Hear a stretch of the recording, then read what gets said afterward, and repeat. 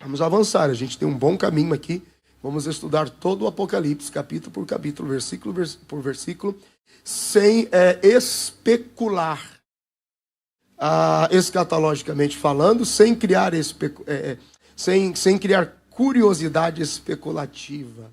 Vamos tratá-lo em caráter devocional, de forma profética, sim, mas que você possa a qualquer momento que voltar a ler o texto, ter o prazer de ler, entender e compartilhar com mais alguém. Amém, meus irmãos? Graças a Deus. Amor, pode baixar só mais um pouquinho. Obrigado. Glória a Deus. Apocalipse, capítulo de número 5, versículo de número... nós fizemos o 1 e o 2. Deixa eu ver aqui. Vamos ler a partir do 1 novamente. E vi na destra do que estava sentado sobre o trono um livro escrito por dentro e por fora, selado com 7 selos. E vi um anjo forte bradando com grande voz: quem é digno de abrir o livro e de desatar os seus selos? Lembram-se quando eu expliquei sobre o documento em 2 vias? Então, um conteúdo mais complexo e total, internamente selado com 7 selos, e uma minuta, um resumo do lado de fora, dizendo, o conteúdo aqui é basicamente isso. Só que somente quem tem direito e autoridade para abrir e aplicar o conteúdo principal, ou o conteúdo geral, é que tem autoridade para abrir o livro. Então esse é o dilema. Você tem que ter em mente, quando você lê o Apocalipse, você tem que ter em mente o seguinte: João está sendo desafiado a interpretar tudo aquilo, estando no tempo do administrando o que era, entendendo o que haveria de ser. E ele está vendo tudo isso no ambiente da eternidade. Deus permitiu que ele visse assim. Então, o tempo todo que ele vê alguma coisa, a mente dele vaga com o que ele já tem de registro, de memória sobre aquilo, e começa a ser fortalecida com o que ainda há de vir. E tudo o que João está vendo no Apocalipse é chamado de o tratado conclusivo. É a totalidade. Tudo o que ele vê no Apocalipse já está consolidado, já está feito. E esse é o desespero de Satanás, porque o diabo não sabe como nem quando, mas que ele sabe que ele já está derrotado. Tem uma frasezinha que se popularizou, eu não sei exatamente, porque as pessoas associam frases, dependendo do impacto da frase, a personalidades. Mas há uma frase associada ao Billy Graham, e ela circula o tempo todo aí. Diz assim: fique tranquilos, eu li a Bíblia até o final e tudo vai acabar bem. É basicamente isso que trata o Apocalipse. Quando você lê o Apocalipse, você tem que entender que João não está necessariamente preso só ao que no nosso tempo vai acontecer. Ele está vendo o que realmente aconteceu e o ponto final de tudo. E esse é o impacto que a mente dele sofre. Então ele está sujeito ao costume, cultura dos seus dias, falando aos judeus, repreendendo aos judeus, entendendo das relações com os gentios, com os romanos. E aí vem coisas como, por exemplo, tem um documento que é gerado em 7, selado por 7 selos, com 6 testemunhas, com uma minuta de resumo. Ele está olhando coisas, e isso vai se construindo junto da profecia, junto da revelação, enfim. Nós falamos bastante sobre isso na semana passada, é só voltar na ministração lá. Então vamos avançar aqui. A partir do versículo 2, ele está vendo este anjo forte e poderoso, bradando com grande voz, dizendo: quem é digno de abrir o livro e de desatar os seus selos?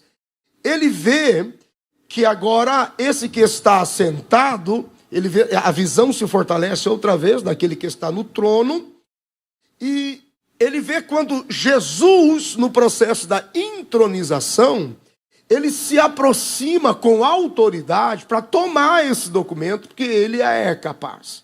Ele é capaz para abrir, desatar e fazer acontecer tudo o que está escrito lá. E agora, esse juiz, o ancião de dias, detendo essa documentação nas suas mãos, ele recebe do filho o pedido de autoridade. Me dá, porque aquele que é capaz chegou para abrir o livro e desatar os seus selos. Isso é um clamor. Quem é digno de abrir o livro? Isso aqui é um clamor que vinha ecoando de eternidade a eternidade. E João, quando vê aquilo, ele está em choque, porque a mente dele está vagando ou gravitando entre o ontem, o hoje e o amanhã. Eu volto a dizer, já falei isso várias vezes, mas como faz parte do conteúdo, é importante você guardar.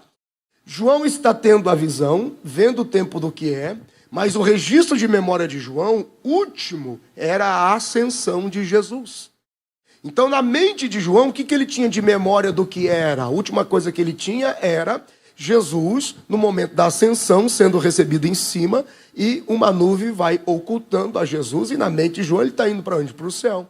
Então, naquele instante, João está no ambiente do céu, sobrenaturalmente inserido no instante da eternidade, ele olha e não vê Jesus até aqui. Porque ele vê o que era, ele vê o que é, e ele vê o que ainda seria. E aquilo que seria já era, já é e já foi. Então o Apocalipse é um livro conclusivo. Percebe? Então quando ele olha, por isso que a visão fica dramática. No versículo de número 4 ele começa a chorar em desespero. E eu, João, chorava muito, porque não havia ninguém. E a dimensão disso acontece no versículo 3. Não tem ninguém no céu, não tem ninguém na terra e não tem ninguém debaixo da terra. Porque a visão está sendo a resistência e a voz a respeito do que ele vê tem um ponto de partida. Vem do céu para a terra, mas ele interpreta a visão da terra para o céu.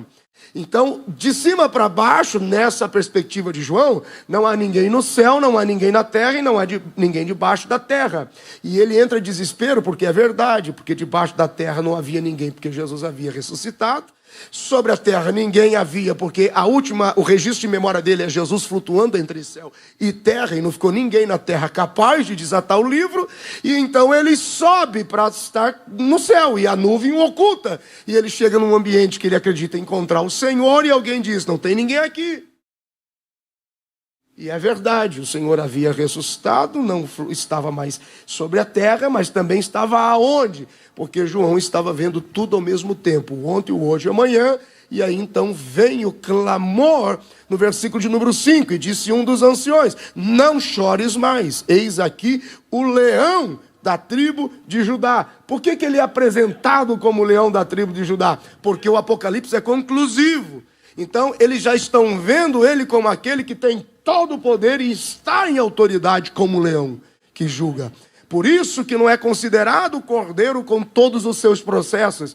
É por isso que no ambiente da eternidade do Apocalipse, João é anunciado como, Jesus é apresentado como leão. E João ainda está lá na terra dizendo, mas ele é cordeiro. Percebe? Porque são instantes diferentes da visão. Então ele já estava vendo. Olha que coisa, isso é muito doido. Ele estava naquele ambiente da eternidade vendo a ascensão, a chegada do cordeiro, o cordeiro sendo apresentado, estabelecido como cordeiro, mas já visto e entendido como leão que venceu. Tudo de uma vez só. Isso é muito doido, é pancada na gente assim. E você não encontra na escola dominical isso. E é muito doido, desse jeito não. Então é isso que está acontecendo aqui. Ninguém pode abrir esse livro, a não ser o remidor autorizado. E a gente falou sobre isso na semana passada. João está envolvido nisso aqui, e é dramático. Eu posso ver? Não posso ver, porque ele está num ambiente de capacidade interpretativa muito elevado. Então ele olha para o livro, ele sabe sobre o livro, mas ele não tem a certeza se aquilo que ele sabe sobre o livro é o que ele acha que sabe sobre o livro. Então eu quero ter acesso, ele é impedido. O anjo poderoso diz, não, você não vai acessar, e não tem ninguém nem aqui, nem na terra, nem debaixo da terra. E João começa a chorar, versículo 4, porque não foi achado ninguém digno de abrir o livro, nem de o ler, nem de olhar para ele. E aí no versículo 5, ele recebe a notícia dizendo, não, o leão da tribo de Judá chegou aqui. Aleluia, bendito seja o nome do Senhor. Ele estava ali, naquele instante de ação, em que a memória dele só tinha como registro a ascensão. Então não tem ninguém aqui. Nem os anjos estão à altura da tarefa. Nem querubins, nem serafins, nem arcanjos, nem anjos, nem os anciões. Ninguém é capaz, ninguém pode fazer isso aqui. Isso se dimensiona, ninguém no mundo espiritual. E ele entra em desespero. Aqui no versículo de número 4, estava guardado o segredo.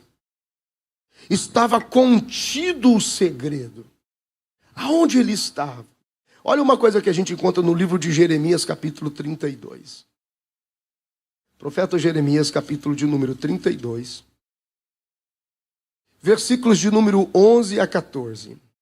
Olha só essas coisas que estão nas entrelinhas, o espírito por trás das letras, a comunicação da profecia, os detalhes das coisas, das chaves, dos segredos de Deus. E tomei a escritura da compra, Jeremias 32, 11 a 14. E tomei a escritura da compra selada, segundo a lei e os estatutos, e a cópia aberta. Percebe? Lembra dos livros? Selado. Lembra que eu usei o texto semana passada contando sobre o documento que era selado? Tomei a escritura da compra selada segundo a lei, fechada por dentro, e a cópia dela aberta. E dei a escritura da compra a Baruque, filho de Nerias, filho de Maazeias, na presença de Hanameel. Quem tiver grávido tem uma sugestão de nome de filho aqui. Filho do meu tio, e na presença das testemunhas que subscreveram a escritura da compra, e na presença de todos os judeus que se assentavam no pátio da guarda. Quem entende um pouquinho do Antigo Testamento já consegue vislumbrar toda essa conexão poderosa entre o sacerdócio que a igreja herdou pela negligência dos judeus, porém, eles sendo outra vez agregados, mas numa perspectiva em que a igreja está posicionada como sacerdócio real. Está nas entrelinhas, está escrito aqui, ó. E dei ordem a Baruque, na presença deles, dizendo: assim diz o Senhor dos exércitos, o Deus de Israel, toma estas escrituras. Eu dei ordem. Toma estas escrituras, este auto de compra, tanto selado como aberta. Coloca num vaso de barro, para que se possa conservar por muitos dias, até quem de direito chegue e diz: me dá aqui. E a Bíblia, ela é simplesmente, assim, sobrenatural nesse poder de conexão profético. Quando o Senhor Jesus aqui, quando o Cordeiro, o leão da tribo de Judá, quando Cristo está aqui, quando ele se posiciona e vai na direção, o versículo 5 dá um anúncio dizendo: ele é capaz. O leão da tribo de Judá, ele vem com autoridade e poder para romper com selos. Ele detém o direito da posse, da possessão. É ele quem vai pegar o contrato da terra que o diabo acha que é dono. Vai pegar o contrato de volta como remidor por direito e dizer: você nunca foi dono de nada. Lembra quando você ouviu ontem, quando o diabo quer tentar fazer você acreditar que você nunca foi dono de nada, então ele pega o contrato do benefício da terra que lhe pertence como filho de Deus, ele arranca de você pela acusação, pelo trauma, pelos vícios, pelo pecado, pelo erro, e esconde esse contrato dizendo: você não tem direito, porque a Bíblia diz, ele é acusador dos nossos irmãos. Então Jesus vai por toda a eternidade, ontem, hoje e amanhã, ele vai e diz: me dá. E ele toma com autoridade. Ele não pede, ele toma com autoridade. Ele é o remidor capaz. Bendito seja o nome do Senhor. Bendito seja o nome do Senhor. Isso é muito legal. Aleluia. O que é que os versículos 3, 4 e 5 estão construindo? Deus não está olhando as circunstâncias, Deus não está olhando as coisas em todo o mundo impassível, sem atitude. Não. Está tudo estabelecido, está tudo sob o controle absoluto de Deus. Ele não está alheio à dor, à fome, à crise, às circunstâncias que querem nos ferir ou nos destruir, apesar de tudo. Não, ele não está alheio a isso. Ele é Deus Salvador.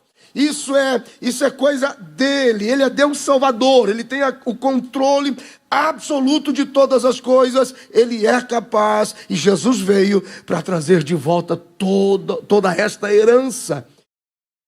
Ele se posiciona. O versículo 5 é uma demonstração de autoridade. É uma demonstração de poder. Jesus é o remidor vingador.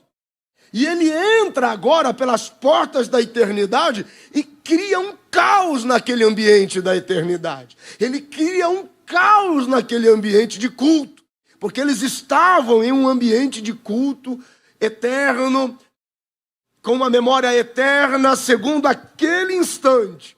Mas quando Jesus entra, e eles estão esperando um anjo, um super anjo, ou uma forma característica que tivesse conexão com o ambiente celestial, com o ambiente angelical, eles estão esperando algo assim. De repente Jesus ele entra com um corpo humano, glorificado e imortalizado.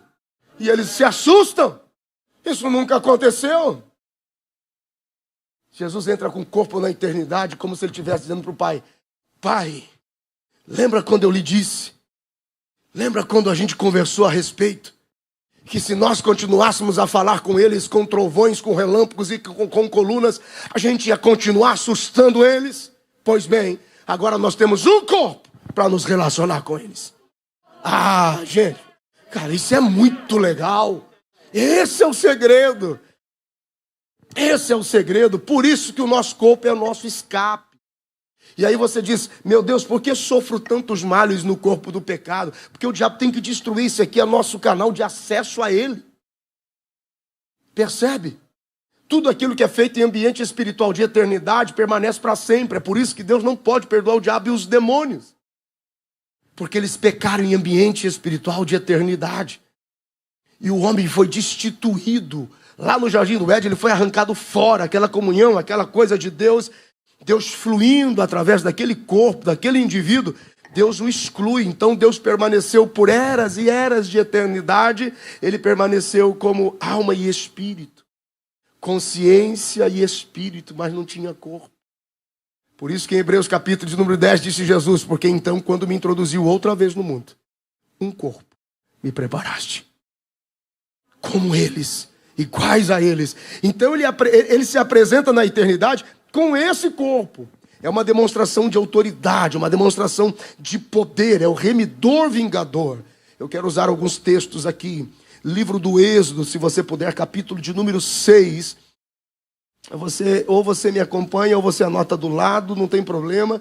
Mas se você conseguir, vai te ampliar um pouquinho. Livro do Êxodo, capítulo de número 6. E encontre também o verso de número 6. Êxodo 6 e 6. Mais uma para trás aqui. Vamos lá, ok. 6 e 6. Portanto, dize aos filhos de Israel: eu sou o Senhor, e vos tirarei debaixo das cargas dos egípcios, e vos livrarei da servidão, e vos resgatarei com o braço estendido, e com grande juízo.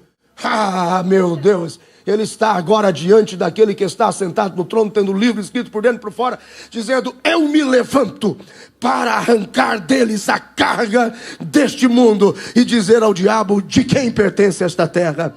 Bendito seja ao nome do Senhor. Avança um pouquinho mais, Êxodo capítulo de número 13. Êxodo capítulo de número 13, versículo de número 14. E quando teu filho te perguntar lá no futuro, dizendo: o que é isso? Diga: o Senhor nos tirou com mão forte do Egito, da casa da servidão. Bendito seja o nome do Senhor. Essa é a sensação que nós temos quando Deus nos arranca de um delito, quando nós somos livres pela graça da confissão e do arrependimento. Nós somos arrancados com mão forte pelo Senhor. Aleluia. E agora, pois, nenhuma condenação para os que estão em Cristo Jesus. Um pouquinho mais atualizado, vamos para Romanos, capítulo de número 8, versículo de número 2. Romanos, capítulo de número 8 e o versículo de número 2. Bendito seja o nome do Senhor. Diz a Bíblia: porque a lei do Espírito de vida em Cristo me livrou da lei, do pecado e da morte. Bendito seja o nome do Senhor. Aleluia. Ele se levanta, vai na direção, toma aquele livro e diz assim: com mão forte eu os livro. Eu os tiro agora com o meu sangue, com o meu sacrifício. É isso que está sendo processado nas entrelinhas. E radicalmente agora, o culto da eternidade começa a mudar. Ele começa a mudar. Ele, nessa apresentação sobrenatural dele, como cordeiro, porque João vê dizendo: olha o cordeiro. E eles dizem: não, é o leão, né, da tribo de Judá. Quer dizer, ele se apresentou como um cordeiro mudo na sua fragilidade, na sua expressão de sacrifício, mas manifestado como um leão. Então, ele está sendo apresentado como um conquistador e o detentor de uma grande vitória. Aleluia. E disse-me um dos anciões: não chores. Eis aqui o detentor de uma grande vitória. Eis aqui o detentor de uma grandiosa conquista. Não tem outra forma de nós o equiparar, o comparar. Só pode ser um leão. E o leão da tribo de Judá, a raiz de Davi, porque está sendo evocado a memória histórica do Antigo Testamento. De Judá, a raiz de Davi. E a gente vai encontrar isso já já. Que venceu. E ele pode abrir o livro e desatar os seus selos, porque ele pode valer a sentença que está lá. Bendito seja o nome do Senhor. Eles estavam esperando uma manifestação angelical, mas ele entra numa estrutura diferente. Ele entra com um corpo humano, um corpo glorificado, um corpo imortalizado. Ele dá o brado dizendo: agora nós podemos nos relacionar com eles porque temos um corpo. Ele entra nessa posição de corpo humano porque ele também está trazendo à memória a promessa que ele fez: aonde eu estiver, que estejam eles também, porque o meu corpo é o caminho para isso. Eu estou trazendo eles comigo. E lá a partir do versículo 9 e 10 você vai ver quem é e todos quantos ele traz consigo. E ele vai criando uma loucura, uma revolução. Para os seres espirituais que ali estavam, os anciões, os anjos, os querubins, não foi fácil interpretar aquilo ali. Porque quando Jesus entrou naquele instante do ambiente do culto que estava acontecendo na eternidade, tudo parou. Tudo parou, tudo mudou. Ele mudou a forma de adorar, ele mudou a forma de cantar. Houve um grande movimento, uma grande agitação. Olha o que o versículo 6 diz: e olhei, e eis que estava no meio do trono e dos 4 animais viventes, e entre os anciões um cordeiro, como havendo sido morto. João está dizendo, ele foi apresentado com uma glória de autoridade, conquista e vitória, mas eu continuei vendo o cordeiro, como havendo sido morto. Tinha 7 chifres e 7 olhos, que são os 7 Espíritos de Deus enviados a toda a terra. Fala da sua preeminência em onipresença, onipotência e onisciência, conquistados na cruz. Ele está reconciliado e restituído em glória, que são os 7 Espíritos de Deus enviados a toda a terra. Ele veio e tomou o livro da destra do que estava sentado no trono. Lembra quando eu expliquei a destra?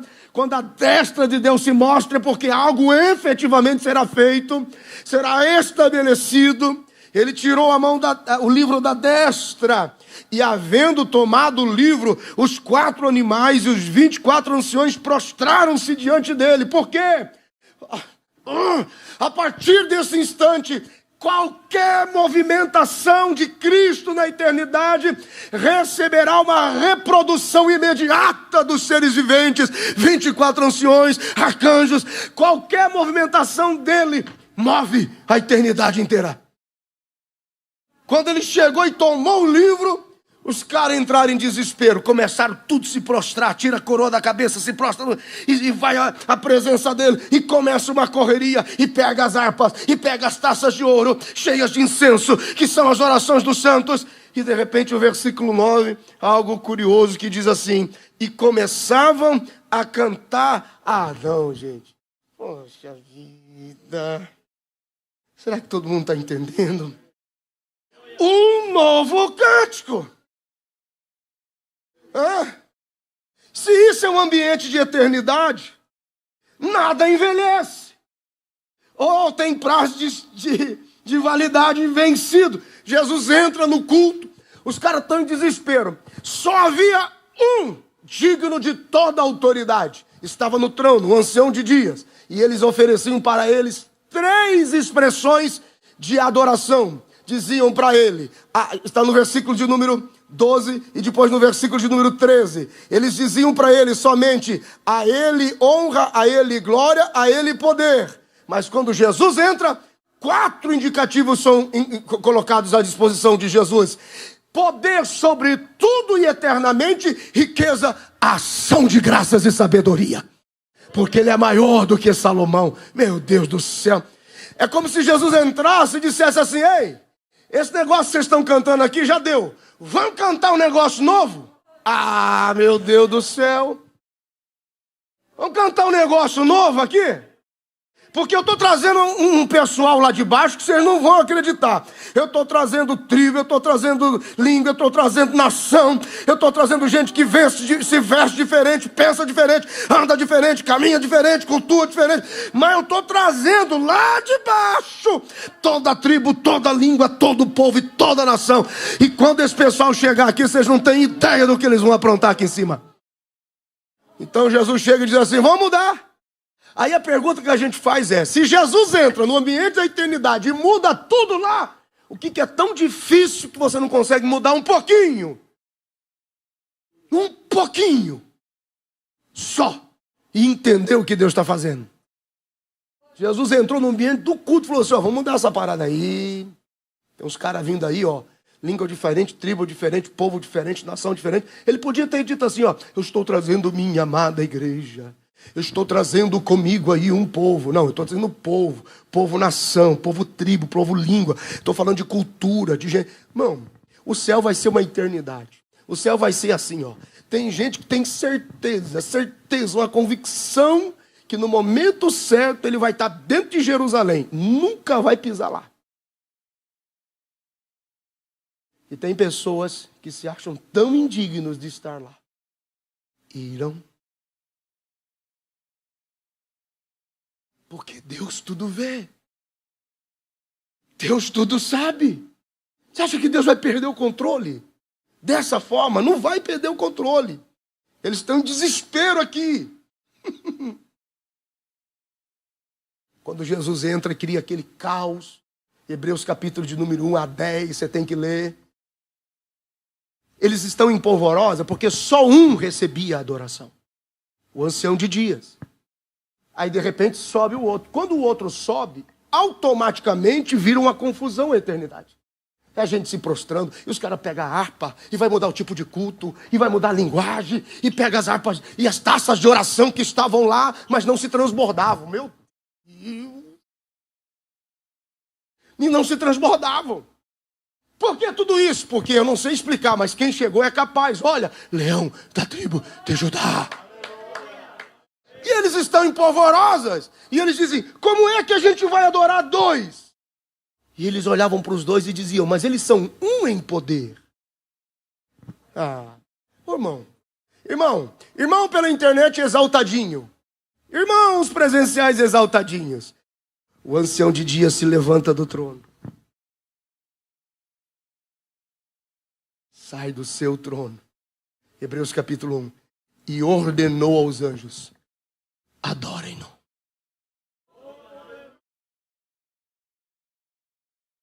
O teu cetro nunca será removido, o teu trono durará para sempre. E aprove Deus que a plenitude de Deus habitasse no Filho, por isso que um trono está vagando. Ao que vencer, dali que se assente comigo no trono, como me assentei no trono do meu Pai e venci. Então tem gente que não cede lugar nunca, né? O pai olhou para o filho e disse: tua vez. É a tua vez. Percebe? Bendito seja o nome do Senhor. Que todos os anjos do céu o adorem agora. E Deus faz isso, reproduz isso o tempo todo de uma forma sobrenatural.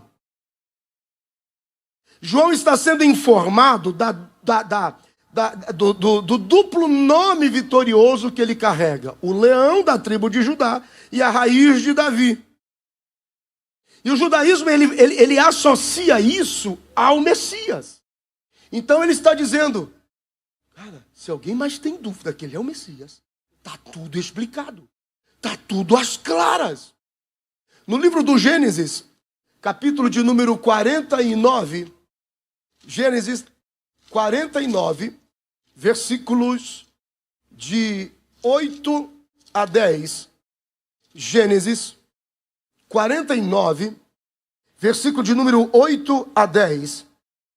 Judá, a ti te louvarão os teus irmãos, a tua mão será sobre o pescoço dos teus inimigos, os filhos de teu pai a ti se inclinarão.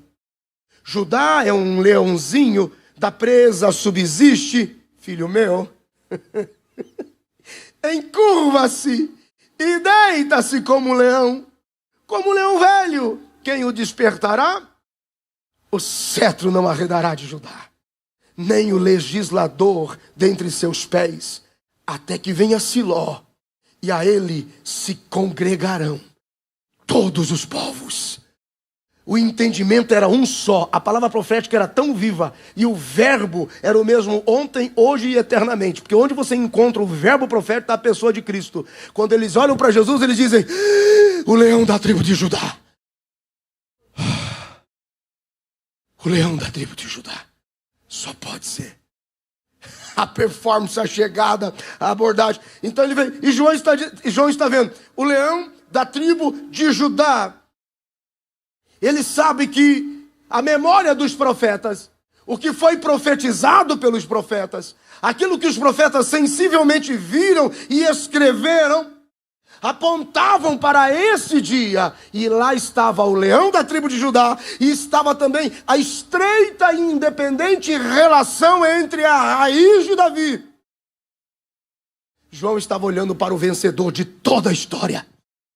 É ele, com certeza, que tem autoridade para tomar o livro, abrir o livro, desatar os seus selos e ler o conteúdo. Bendito seja o nome do Senhor. E as palavras de João vão ganhando força e veemência, porque João era um profeta para os judeus, e ele estava chamando também ao mesmo tempo a atenção dos judeus que leriam sobre isso, porque não estavam levando a sério. Ele virá de vocês, ele sairá de nós. A salvação não é os judeus, mas a salvação é um judeu que dentre deles foi gerado e foi tirado, Cristo. Por isso a salvação veio dos judeus. Bendito seja o nome do Senhor, aleluia. Nós precisamos estar atentos, com os olhos voltados a Jerusalém e observando a reação de Israel em momentos de crise, porque há sim uma conexão poderosa, passa por ali. A história de Jesus e a história nossa como igreja passam por ali. Ali sim estão bases, alicerces, fontes que apontam para o futuro da humanidade. E isso vai ganhando força e proporção aqui na visão de João. Agora vamos ver um negócio bem interessante aqui, ó. A partir do versículo de número 6, ele está novamente afirmando o posicionamento, ele está sendo preciso geograficamente sobre o trono e sobre quem estava no trono. Ele está falando agora sobre os 7 Espíritos de Deus. Aqui no versículo de número 6, entre o versículo de número 6 e o versículo de número 7, possivelmente João viu um momento em que a glorificação de Jesus, quando o Pai diz: agora os anjos o adorem, naquele instante da glorificação, o Espírito Santo vem para a terra.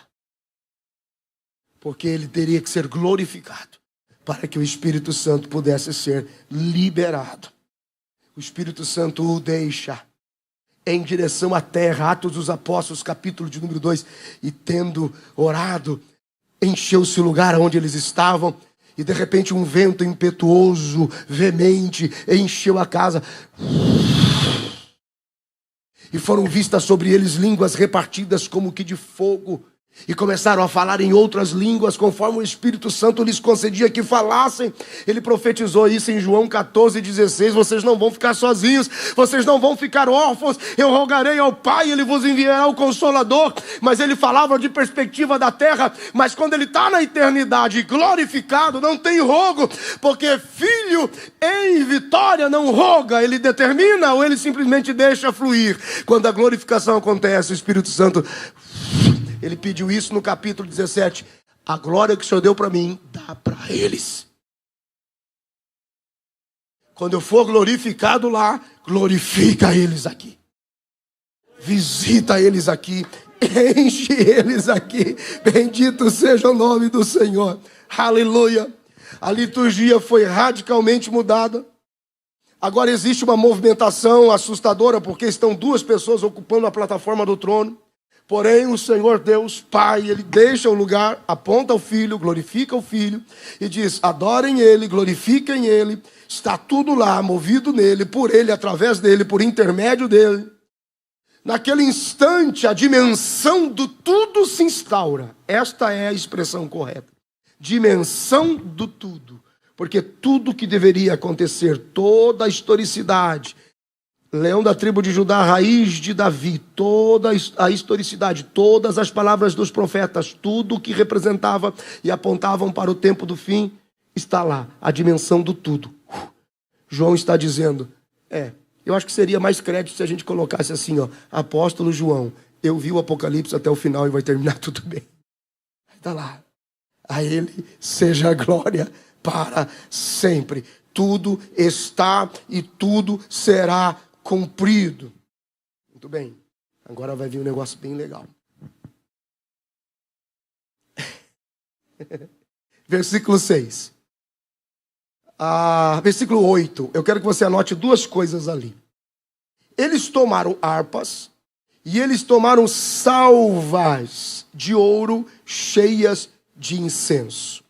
Quando a Bíblia está destacando os chifres, no versículo 6, quando se destaca os chifres, que é um sinal de poder, o número 7 dos chifres apontam para a onipotência. Então é-me dado todo o poder, tem toda a autoridade. A expressão do cordeiro com 7 chifres e 7 olhos, essa expressão cordeiro aqui é uma das 28 vezes que aparece no livro do Apocalipse, a expressão cordeiro, e uma delas está aqui. Jesus aparece ressuscitado em poder, aparece ressuscitado em autoridade, e é interessante que ele não caminha mais na direção do altar, mas ele vai na direção da destra do juiz ancião de dias, assentado no trono para tomar o livro. E esse título que ele recebe, cordeiro com 7 chifres e 7 olhos, determina o seu poder e a sua autoridade. É-me dado todo o poder e toda a autoridade. Ele tem todo esse poder e toda essa autoridade. Eu amo isso aqui. O versículo de número 6 e 7, ele tem uma conexão poderosa no Antigo Testamento, porque é a atitude do remidor vingador que vem e toma para si. Ele com braço forte, com autoridade, ele traz para ele essa presença dele, através dos olhos e dos chifres. Ele está dizendo, eis que estou convosco todos os dias. Agora, essa atitude de Apocalipse 5, 6 e 7, de tomar o livro e determinar livramento sobre o povo, me trouxe um texto hoje no final do dia, enquanto eu lia. Olha que legal. Livro de Ruth. Vai lá atrás um pouquinho. E você começa a entender um pouco mais dessa questão do remidor vingador. Josué, Juízes, Ruth, antes de 1 Samuel. É um livro pequeno, pouco lido e às vezes fica difícil para achar. Ruth, capítulo de número 4. Livro de Ruth, capítulo de número 4. Eu amo isso aqui.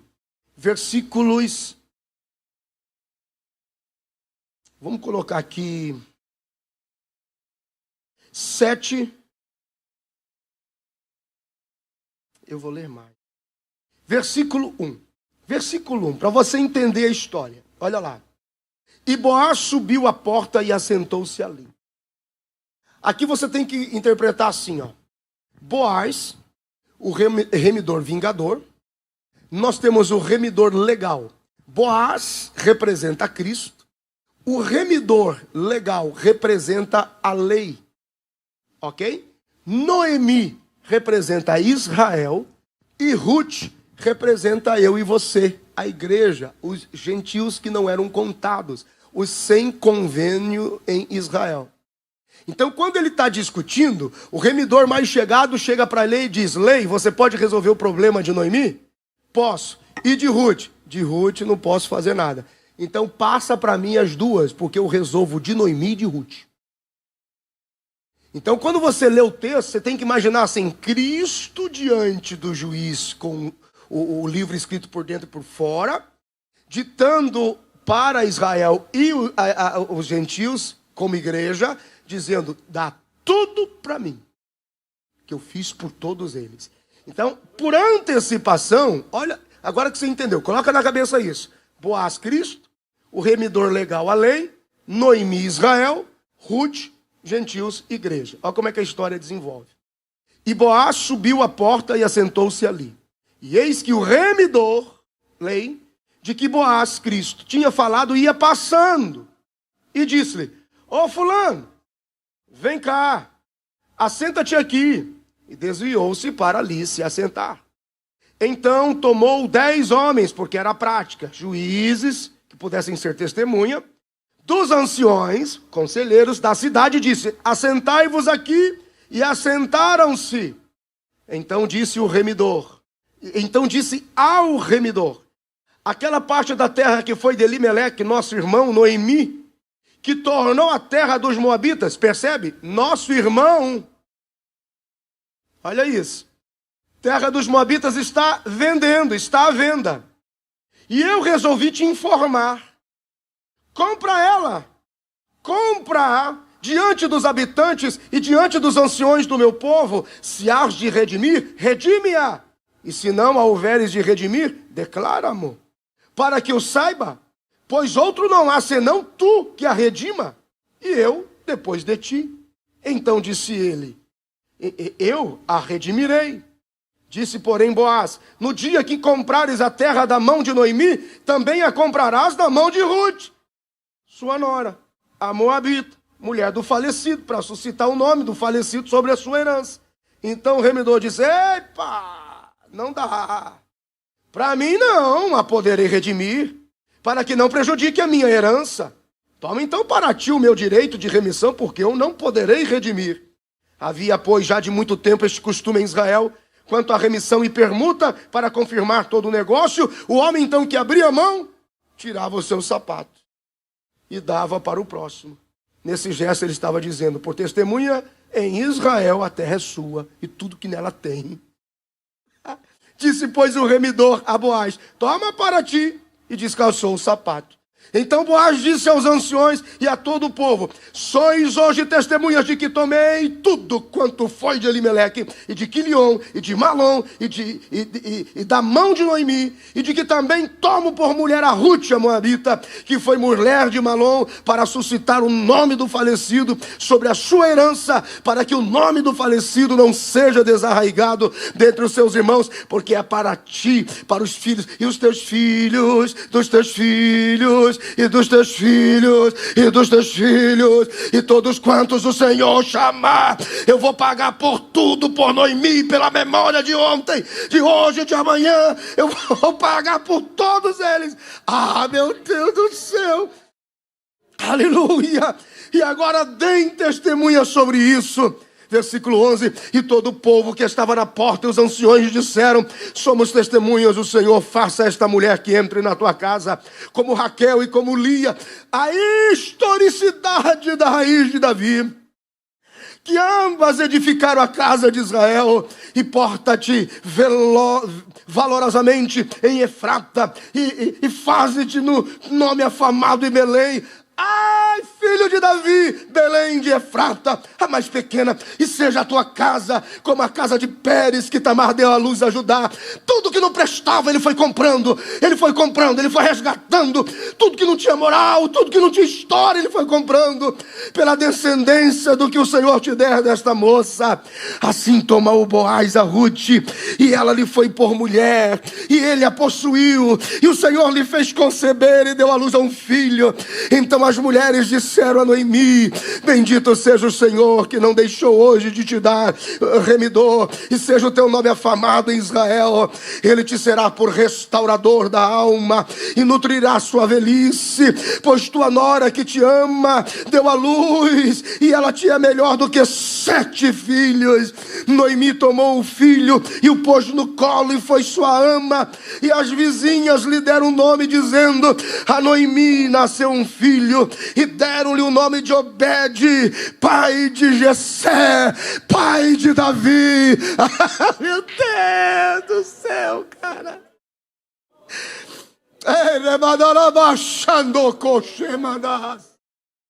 Ai, Senhor, que Bíblia andaram lendo nesses últimos anos?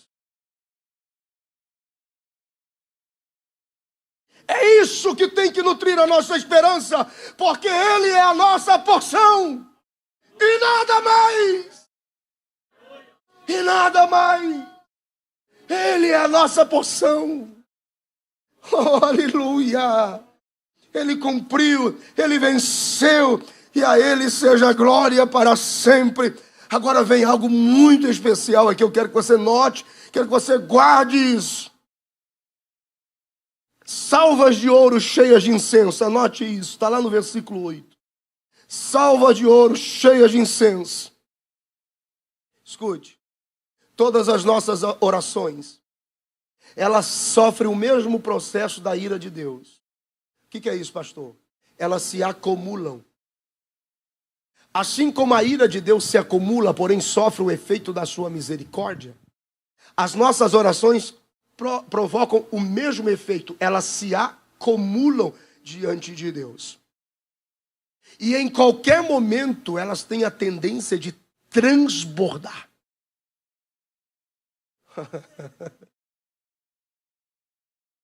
Quando nós estamos orando, as nossas orações sobem como incenso. E os 24 anciões colhem essas orações em turnos de 24 horas, diuturnamente. Quem já entendeu, pegou. Significa que começar uma campanha de oração hoje e orar de novo daqui a 15 dias, não reclama se está demorando para transbordar. Porque só vai transbordar na hora que encher. E quando ela enche, ela se derrama no altar. Quando uma taça de oração está para ser transbordada, os anjos aceleram o propósito, a vontade do propósito de Deus, e derramam ela no altar de Deus. Quando derrama ela no altar de Deus, sai trovões, relâmpagos e fumaça. Significa que deu no limite. Deus disse: pega, eu te abençoo. Recebe, eu te entrego. Uma vez eu vi uma ilustração muito legal, pastor Edivaldo.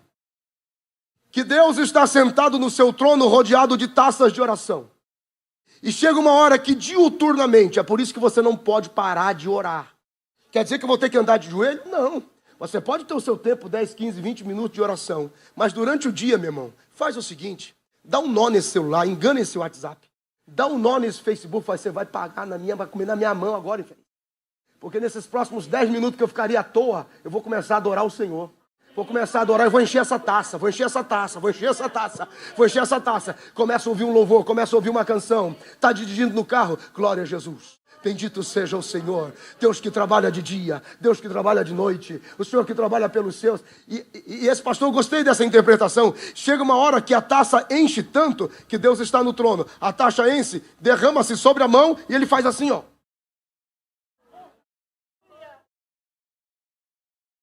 para te atender, para liberar para você o que você precisava.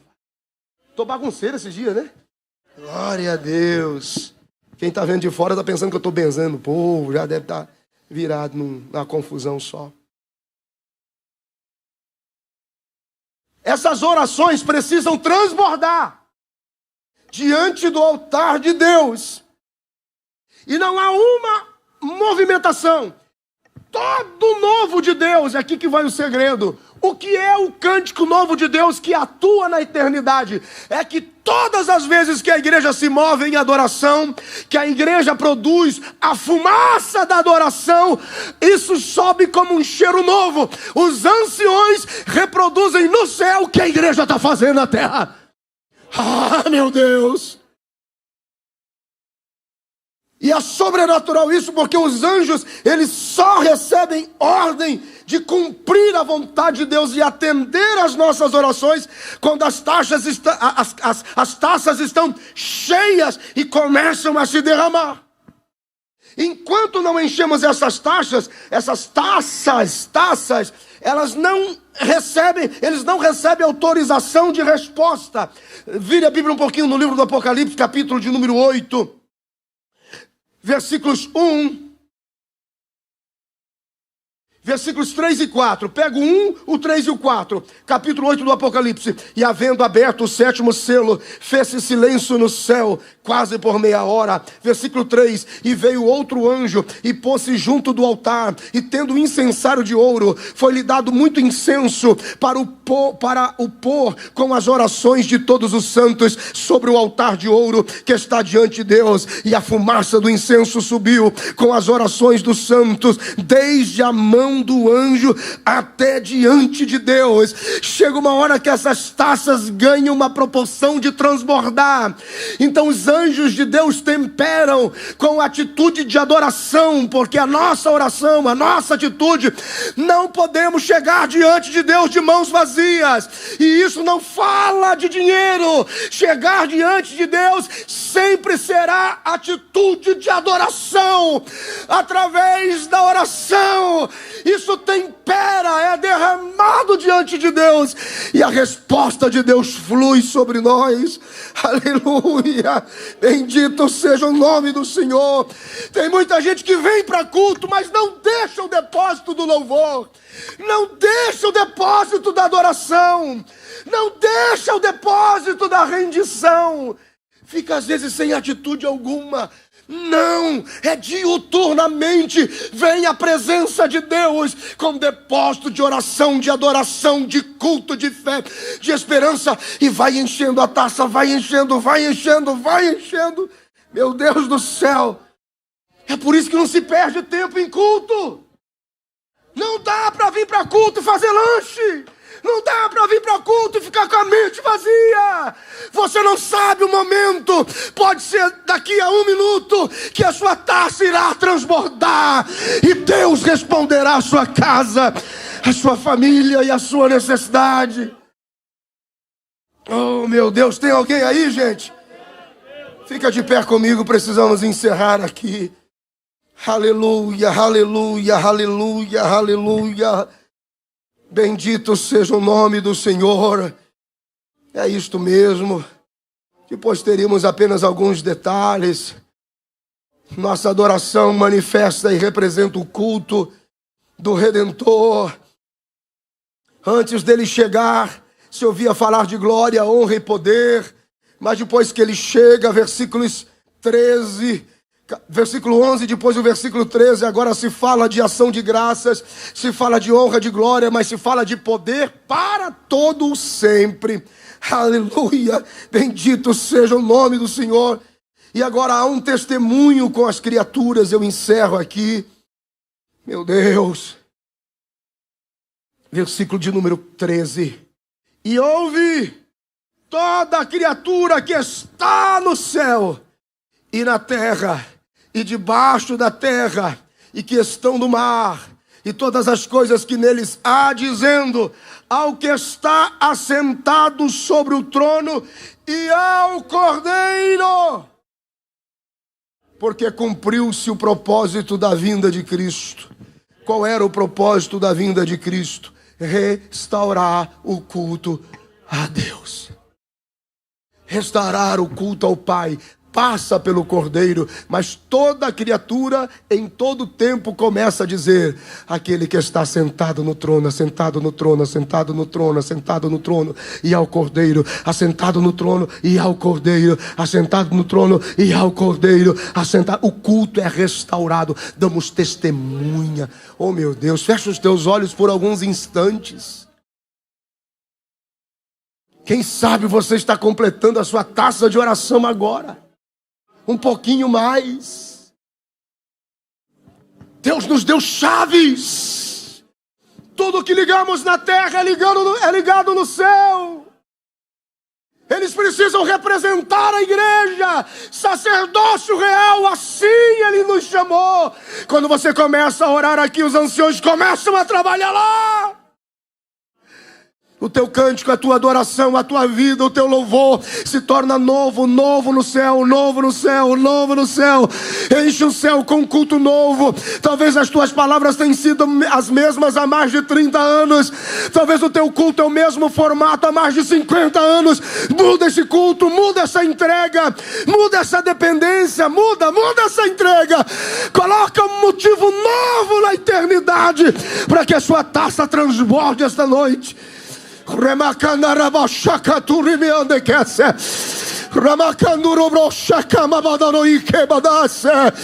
Aleluia.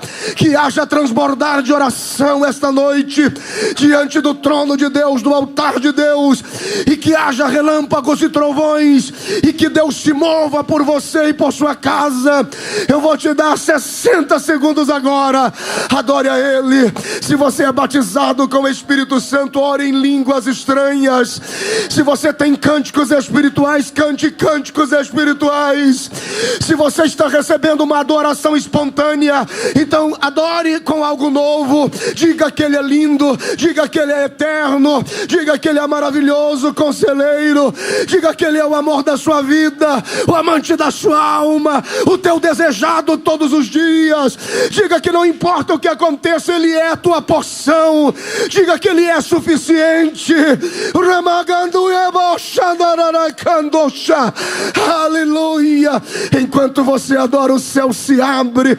Enquanto você adora aqui, a taça da oração se enche, e a resposta de Deus vai entrando na sua casa, vai entrando na sua família, vai alcançando seus filhos agora. Meu Deus do céu, esta casa se enche. Nunca venha de mãos vazias, venha com adoração, venha com esperança. Aleluia, aleluia. Que pela internet haja o mesmo agir agora, que pela internet haja o mesmo mover agora. Aqueles que acompanham pelo carro, em casa, em nome de Jesus agora, apresente a Ele. Pode ser agora a última vez que você vai clamar por essa situação. A última lágrima está sendo derramada agora.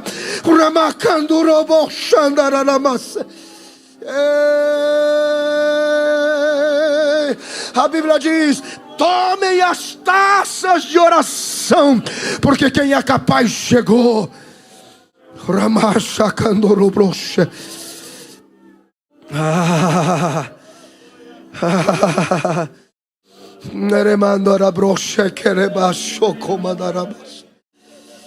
Espírito Santo, sacia os teus filhos. Visita a tua igreja agora.